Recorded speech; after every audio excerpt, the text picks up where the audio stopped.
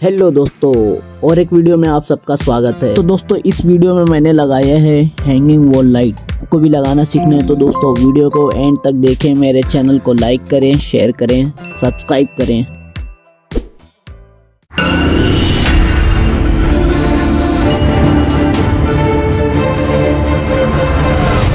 देखिए दोस्तों, wall light के बॉक्स की अनबॉक्सिंग हो चुकी है। अब मैं इसको स्टेप बाय स्टेप लगाना चालू करूंगा। तो फिटिंग दोस्तों एंड तक का देखें। वीडियो को लाइक करें, शेयर करें और सब्सक्राइब कर दे बस।